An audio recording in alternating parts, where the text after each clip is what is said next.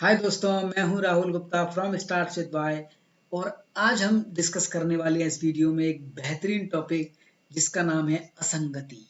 Correct. Generally हम असंगति नहीं चाहते हैं। ओके। ये बेसिकली एक नेगेटिव कनोटेशन में जाना जाता है, लेकिन फिर भी करेक्ट हमको सोशल साइकोलॉजी बताती है कि कोई भी इंसान, ओके, कोई भी इंसान ऐसा है नहीं जो इस असंगति का शिकार ना हुआ हो। ओके। तो इस वीडियो में हम जानेंगे कुछ नए नए टेक्निकल वर्ड सोशल साइकोलॉजी में जो होते हैं, उससे क्या प्रॉब्लम होती है हमको और उसके क्या क्या समाधान है। करेक्ट। कैसे हम इस असंगति से बच सकते हैं। ओके। तो इस वीडियो में बने रहिए मेरे साथ इस चैनल में। ओके। जानने के लिए अच्छी अच्छी बातें। तो सबसे पहले अपन बात करते हैं कि आखिर ये असंगति का मतलब क्या होता है। ओके। इसको हम बोलते हैं डिसोनेंस। इंग्लिश में हम बोलते हैं इसको डिसोनेंस। ओके।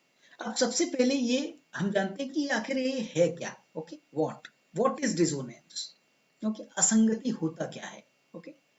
असंगति होता क्या है। देखो, यहाँ पर मैं जो असंगति के बारे में बात कर रहा हूँ वो दोस्तों की असंगति के बारे में बात नहीं कर रहा हूँ।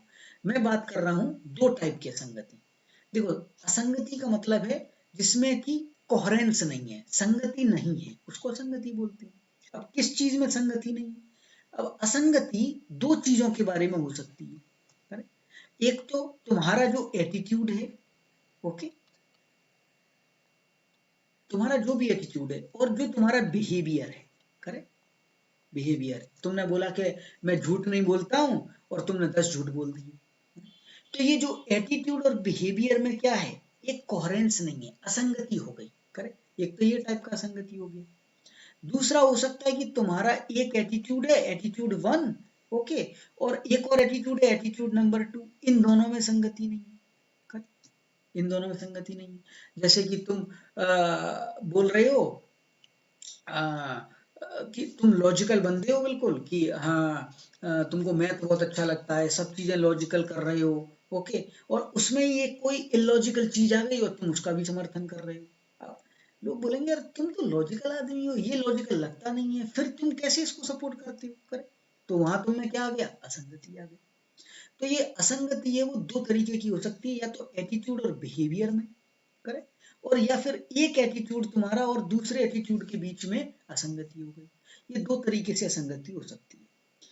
अब क्वेश्चन आता है कि अगर ये असंगति है तो क्या प्रॉब्लम है, होने दो, इससे क्या क्या समस्या आती है। करेक्ट। इससे प्रॉब्लम क्या है। इससे सबसे बड़ी प्रॉब्लम ये आती है कि अगर किसी के अंदर असंगति है तो उसको तनाव बहुत ज्यादा होता है। करेक्ट। टेंशन बढ़ जाएगा उसके अंदर। ओके। टेंशन बढ़ जाएगा। ओके। अब दूसरी चीज ये हो सकती है कि कई बार लोग तुम्हारी निंदा करने लगेंगे। करेक्ट। तुम्हारे ऊपर कटाक्ष करने लगेंगे, तुम्हें बोलेंगे यार उस बंदे का जो एटीट्यूड और बिहेवियर है ना उनमें बिल्कुल कोहेरेंस नहीं है। करेक्ट। बोलता कथनी और करनी में अंतर है उसकी। ओके। अरे वो तो कभी ये बोलता है कभी वो बोलता है। तो लोग क्या करने लगेंगे, तुम्हारे ऊपर कमेंट्स करना शुरू कर देंगे। करेक्ट। कटाक्ष करेंगे तुम्हारे ऊपर, अरे वो तो गलत है। ओके। और निंदा करेंगे तुम्हारी, निंदा करेंगे। करेक्ट। तो ये सबसे ज्यादा प्रॉब्लम। अब क्वेश्चन आता है कई बार, ये आखिर असंगति होती क्यों है, क्या इसके रीजंस हैं। Okay. What are the reasons, क्यों होती है ऐसा, आखिर क्यों होता है कि एटीट्यूड और बिहेवियर में असंगति है, दो एटीट्यूड में असंगति है, क्यों होता है आखिर। करेक्ट। तो इसके पीछे बेसिकली वो दो ही मेन रीजन माने गए हैं। ओके। पहली चीज, या तो नॉलेज नहीं है। करेक्ट। देखो कई बार अच्छा, इसको जानने से पहले अच्छा ये बताओ, अगर तुम्हारे अंदर असंगति है, क्या ऐसा हो सकता है कि तुमको उसका संज्ञान ही ना हो कि तुम्हारे अंदर असंगति है, तुमको पता ही ना हो। ओके। हो सकता है कि तुम्हारे एटीट्यूड और बिहेवियर में, ओके, असंगति है, ये तुम्हें पता ही ना है, बहुत समय से नहीं पता है, या दो एटीट्यूड के बीच में किसी ने एक दिन टोका तब तुमको रियलाइज हुआ कि अरे हाँ यार, इतने समय से तो मैं ये बोल कुछ और रहा था, कर कुछ और रहा था, या मेरे इन दोनों के बीच में कोहेरेंस है ही नहीं और उसके कारण टेंशन होना है। ओके। तो कई बार तो तुम्हें नॉलेज है ही नहीं उसको। ओके। तो ये बेसिकली तो वो होमोसेपियंस हैं। ओके। जो एक्चुअली डिसोनेंस है लेकिन उनको पता ही नहीं है। करेक्ट। इनकी तो और बुरी दयनीय स्थिति है। अब दूसरी चीज हो सकती है कि तुमको नॉलेज तो है। ओके। नॉलेज है, तब उस केस में क्या होगा, तुमको पता है कि मेरे इन दोनों के बीच में असंगति है और तुमको इसकी वजह से टेंशन होने लगेगा। ओके, अब ये क्यों होता है? ओके, अब ये क्यों होता है, इसके दो ही मेन रीजन है, या तो लालच है, किसी लालच के कारण, या किसी भय के कारण, किसी का भी लालच। ओके, लालच हो सकता है कोई कहीं से कुछ, अब जैसे कि तुमने सब जगह ढिंढोरा पीट दिया है, ओके, कि मैं तो बहुत ही ईमानदार आदमी हूँ, ओके, और लेट से कि तुम्हारी नौकरी लग गई किसी ऐसी जगह पर, किसी ऐसी पोस्ट पर जहां पर तुम आराम से रिश्वत ले सकते हो, करेक्ट, और रिश्वत तुम ले रहे हो और कुछ लोगों को पता भी है, कुछ लोगों को पता है, ओके, ज्यादातर लोगों को नहीं, कुछ लोगों को ही पता है, और वो बोल रहे हैं अरे sir welcome to the league, ये तो बहुत अच्छी चीज है। अब तुमको इससे तनाव हो रहा है कि यार ये अच्छी चीज तो नहीं है, पता है, लेकिन मजा भी आ रहा है, तो अब इसमें लालच है तुम्हारा, क्यों? क्योंकि पैसा मिल रहा है, कई बार भय भी होता है। तो अब हमने पता किया कि क्या असंगति होती है, ओके, असंगति होने से क्या प्रॉब्लम हो सकती है, इसके क्या क्या रीजन हो सकती है, करेक्ट, अब इनका समाधान कैसे करें, अगर किसी में असंगति आ गई है, करेक्ट, इसके समाधान हम कैसे कर सकते हैं? तो इसके समाधान करने के बेसिकली दो तरीके, करेक्ट, इस एक तरीके को तो हम बोलते हैं डायरेक्ट तरीका, जिसको हम बोलते हैं प्रत्यक्ष, ओके, डायरेक्ट तरीका है, डायरेक्ट, और दूसरा तरीका है इनडायरेक्ट तरीका, इनडायरेक्ट तरीका। अभी हम किसके बारे में बात कर रहे हैं? समाधान। हमको पता चला कि हमारे अंदर डिसोनेंस है, ओके, तो इसके दो तरीके हो सकते हैं समाधान करने के, इसके सॉल्यूशन के।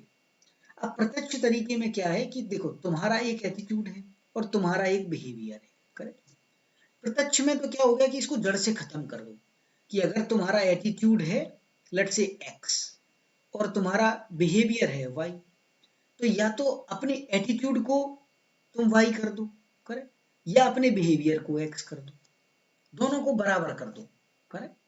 तो अगर तुम्हारा कोई एटीट्यूड था कि मैं रिश्वत नहीं लूंगा, ओके, और तुम रिश्वत ले रहे थे, लेट्स सी, तो एटीट्यूड और बिहेवियर में असंगति आ गई, तो या तो ये हो सकता है कि तुम रिश्वत लेना ही बंद कर दो, करेक्ट, या तो ये बिहेवियर में चेंज हो गया, या दूसरा हो सकता है अपने एटीट्यूड ही चेंज कर दो कि मैं तो भाई रिश्वत लूंगा, सब जगह ढिंढोरा पीट दो कि देखो भाई मैं इस पोस्ट पे इसीलिए ही आया हूं कि मेरे को रिश्वत लेना है, करेक्ट, मैंने पढ़ाई भी इसीलिए की थी, सब जगह डिक्लेयर कर दिया है।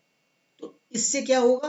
तनाव नहीं होगा, बिल्कुल जो तुम चाहते हो, जो कर रहे हो, जो एटीट्यूड है, सब में कोहेरेंस है, गलत कोहेरेंस है लेकिन कोहेरेंस है, करेक्ट। एक तो ये तरीका है।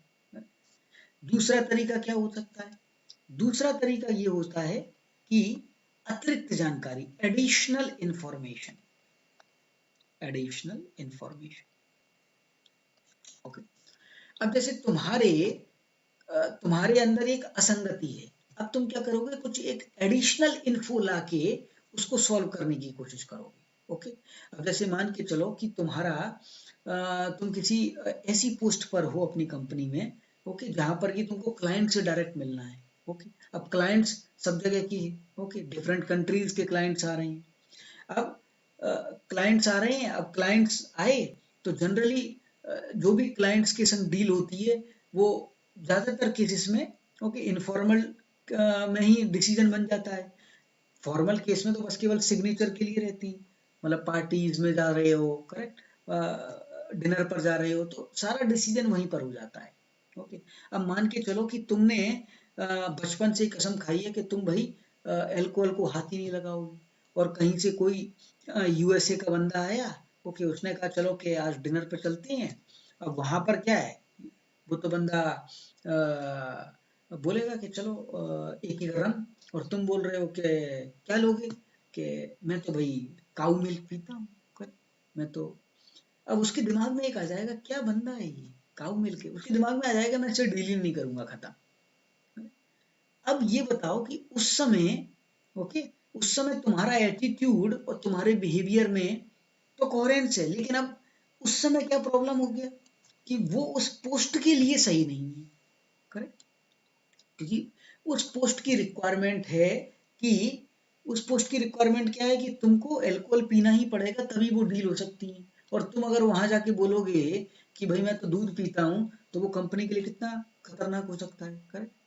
तो अब अगर मान के चलो कि तुमने अपने इस एटीट्यूड को ब्रेक किया और अपने बिहेवियर को चेंज किया और तुम पी के आ गए, ओके, और तुम पी के जैसे ही घर पे आए माँ का फोन आ गया, ओके, कि माँ क्यों बेटा तुमने तो कसम खाई थी कि तुम पियोगे नहीं, ओके। अब ये बंदा गिल्ट में चला जाएगा कि अरे यार ये क्या हो गया, करेक्ट, जो मैंने बरसों से नहीं किया, अब वो मेरे एटीट्यूड और बिहेवियर में क्या आ गया, डिसोनेंस आ गया, असंगति आ गई, करेक्ट, और इसकी वजह से माँ को तकलीफ हो रही है। तो अब ये क्या करेगा, इसको सही करने के लिए एडिशनल इंफॉर्मेशन लाएगा। कैसे? अब ये बोलेगा कि पता है मम्मी तुमने कभी तुमको खांसी हुई थी लास्ट टाइम तो तुमने क्या किया था, ओके, कि हाँ मैंने कोरेक्स पी थी, ओके, और फेंसिड्रिल पी थी, अच्छा, तो तुमने क्या कोरेक्स और फेंसिड्रिल में कुछ सोडा या पानी मिलाया था कि नहीं, मैंने तो डायरेक्ट पी ली थी, अरे तो मम्मी उस कोरेक्स और फेंसिड्रिल में 40% एल्कोहल होता है, करेक्ट, और मैं अभी जो पी के आया हूं ना उसमें केवल 14% है, करेक्ट, तो कौन सबसे ज्यादा पियक्कड़ है, तुम के मैं, करेक्ट। तो वो ऐसे एडिशनल इंफॉर्मेशन लेके आएगा अपने गिल्ट को कम करने के लिए, करेक्ट, अपने असंगति को कम करने के लिए। तो इस एडिशनल इंफॉर्मेशन से कई बार क्या होता है, डिसोनेंस को, असंगति को, की फीलिंग को कम किया जा सकता है। तीसरा जो बताया गया है सोशल साइकोलॉजी में उसको बोलते हैं ट्रिवियलाइजेशन, ओके, ट्रिवियलाइजेशन, ट्रिवियलाइजेशन। देखो ट्रिवियल का मतलब होता है उसका कम महत्व है, करेक्ट। अब मान के चलो कि कोई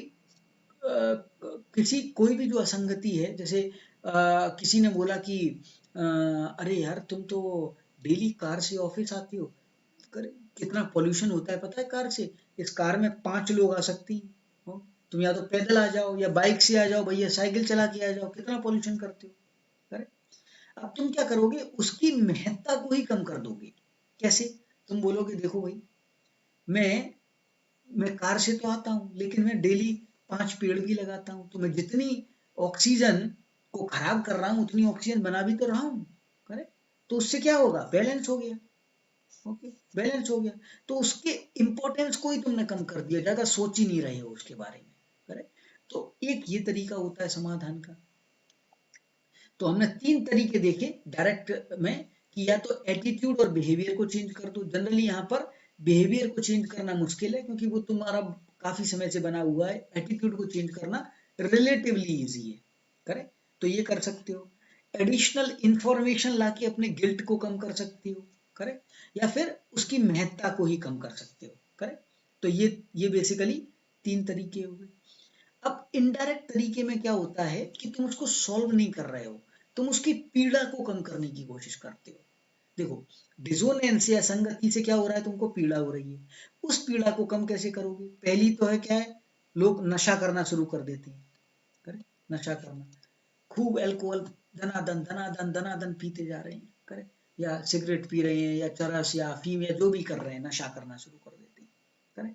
उससे क्या है, उसकी पीड़ा कम होने लगती है, क्यों, क्योंकि तुम्हारा जो दिमाग है वो कहीं और डाइवर्ट हो गया, ओके। दूसरी चीज होती है कि उसमें तुम अवॉइड करना शुरू कर दो उसको, करेक्ट। किसी ने बोला कि अरे यार तुम्हारी कथनी और करनी में अंतर है, तुम वहां से निकल ही गए, कट के दूसरी साइड चले गए, तुमने अवॉइड करना शुरू कर दिया, करेक्ट। देखो प्रॉब्लम तो है, तुम उस प्रॉब्लम से बच रहे हो इस तरीके से, करेक्ट, उसको रूट पे सॉल्व नहीं कर रहे हो, ये दूसरा तरीका है। तीसरा तरीका है कई बार सेल्फ अफर्मेशन बोलना शुरू कर दो, सेल्फ अफर्मेशन। सेल्फ अफर्मेशन मतलब इन दोनों में जो भी असंगति है, ओके, उससे क्या क्या फायदे हो रहे हैं उसको बार बार बोलना शुरू कर दो। जैसे अब अगर तुम एक ऑनेस्ट टाइप के एटीट्यूड रखते हो और तुमने रिश्वत लेना शुरू कर दिया, करेक्ट, तो अब तुम क्या करोगे, बोलोगे कि अरे इस रिश्वत जो मैं ले रहा हूं ना, पता है इससे मैंने मंदिर में थोड़ा सा दान कर दिया, इससे मैंने उसको खिला दिया, करेक्ट। तो तुम क्या कर रहे हो, उस प्रॉब्लम को तो सॉल्व नहीं कर रहे हो लेकिन उसकी पीड़ा को कम करने की कोशिश कर रहे हो। कैसे? सेल्फ अफर्मेशन से, बार बार उसको अपने आप को याद दिला दिला के, ओके।